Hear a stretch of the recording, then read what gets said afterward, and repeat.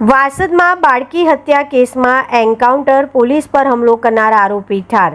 આણંદના વાસદ બાળકી હત્યા કેસમાં ઝડપાયેલા આરોપીએ પૂછપરછ દરમિયાન પોલીસ પર છરીથી હુમલો કર્યો હતો, જેમાં 2 પોલીસકર્મી ઘાયલ થયા હતા. પીએસઆઈની ચેતવણી છતાંય હુમલો ચાલુ રહેતા પોલીસે આત્મરક્ષામાં ગોળીબાર કર્યો. ગંભીર રીતે ઘાયલ આરોપીને હોસ્પિટલ ખસેડાયો હતો, જ્યાં સારવાર દરમિયાન તેનું મોત થયું હતું. ગઈકાલે વાસદ રેલવે પ્લેટફોર્મ ઉપરથી એક 4 વર્ષની નાની બાળકીનું અપહરણ થયેલું હતું અને બાદમાં આ બાળકીની હત્યા પણ થયેલ હોવાનું ખુલેલું હતું. વિશેષ પોલીસ તપાસમાં એ પણ ખબર પડી કે બાળકી ઉપર દુષ્કર્મ થયેલું હતું અને આ દુષ્કર્મના કારણે જ બાળકીનું મૃત્યુ થયું હતું. એ બનાવના સીસીટીવી ફૂટેજ રેલવે પોલીસ દ્વારા તમામ આસપાસના જિલ્લા પોલીસને મોકલવામાં આવેલી હતી, કારણ કે એમાં જે શકમંદ આરોપી હતો એ દેખાઈ રહ્યો હતો. આ ફૂટેજ આણંદ જિલ્લાના પોલીસને પણ મળેલા હતા, જેથી આણંદ જિલ્લાની એલસીબીને આ આરોપીની તપાસમાં રહેવા માટે સૂચના કરવામાં આવેલી હતી.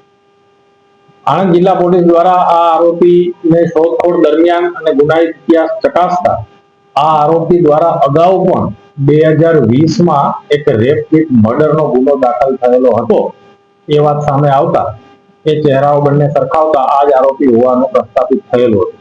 આ આરોપીનું નામ સુરેશભાઈ પરમાર હતું અને આણંદ જિલ્લામાં જ બાંધણી ખાતે તે રહેતા હતા.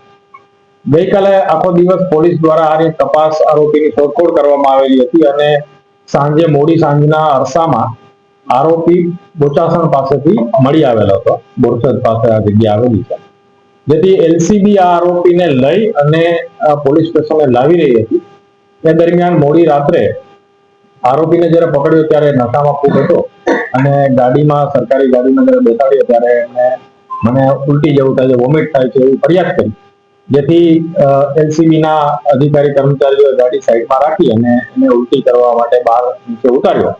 એ દરમિયાન અચાનક એમણે પોતાની પાસેથી એક તીક્ષ્ણ હથિયાર કાઢી અને એલસીબીના જે અમારા 2 કર્મચારીઓ જેને પકડીને ઉભા હતા, મહિપાલસિંહ રાઠોડ અને રાજવીરસિંહ, બંને ઉપર વારાફરતી હુમલો કરી દીધો. બંનેને ચપ્પાના અનેક ઘા મારેલા છે. આ બંને પોલીસ કર્મચારીઓની સાથે એલસીબીના પીએસઆઈ આઈજે રાણા પણ હતા. એ તરફ ગાડીમાંથી ઉતરી અને આ બચાવવા માટે આ બંને તરફ ગયા તો આરોપી એમના ઉપર પણ હુમલો કરવાનો પ્રયત્ન કર્યો. બંને પોતાના કર્મચારીઓને ઇજાગ્રસ્ત જોઈ અને પોતાના ઉપર પણ આરોપી હુમલો કરવા જે જન્મથી આવતો હતો, એટલા માટે પીએસઆઈ આઈજે રાણા દ્વારા પોતાના અને કર્મચારીઓના સ્વ બચાવમાં આરોપી ઉપર પહેલા એક રાઉન્ડ હવામાં ફાયર કર્યું અને ચેતવવા માટે. આરોપી નહીં રોકાણો, કંટ્રોલ નહીં થયો, વધારે જમીનથી ઈજા કરવા માટે આવ્યો, જેથી પીએસઆઈ રાણાએ પહેલા એમના પગ ઉપર એક રાઉન્ડ ફાયર કર્યું, જે ગોળી એને વાગી છે. અને આમ છતાં પણ આરોપી ફરી વખત ધસી આવ્યો પીએસઆઈને મારવા માટે. પીએસઆઈ ફરજિયાત બીજા 4 રાઉન્ડ ફાયર આરોપી ઉપર કર્યું છે. આમ આરોપીને 5 ગોળીઓ વાગી. આરોપી ત્યાં સ્થળ ઉપર જ ઢળી પડ્યો. બાદમાં ઈજાગ્રસ્ત કર્મચારીઓ અને આરોપી બંનેને સારવાર તાત્કાલિક મળી રહે એટલા માટે પીએસઆઈ દ્વારા તાત્કાલિક 108 બોલાવવામાં આવી અને આરોપીને નજીકની જે સૌથી સારી હોસ્પિટલ કરમસદ મેડિકલ હતી ત્યાં ખાતે ખસેડવામાં આવી. સાથે સાથે બંને ઈજાગ્રસ્ત પોલીસ કર્મચારીઓને પણ હોસ્પિટલ ખાતે ખસેડવામાં આવે. સારવાર દરમિયાન જે આરોપી સુરેશભાઈ પરમાર છે એનું મૃત્યુ થયું છે. આ આરોપી છે એ જે કપડા, જે ફૂટેજ આપણને વાસદ પોલીસ, રેલવે પોલીસ દ્વારા આપવામાં આવેલા એ જ કપડા પહેરેલા હતા, એ જ ચહેરા નિશાન વાળા હતા. આરોપી એ જ હતો, એની ઓળખ પણ પ્રસ્થાપિત થયેલી છે. અગાઉનો જે 2020નો એના ઉપર રેપ વિથ મર્ડરનો ગુનો હતો. આમ કુલ મળીને 2 એના ઉપર રેપ વિથ મર્ડરના ગુના હતા.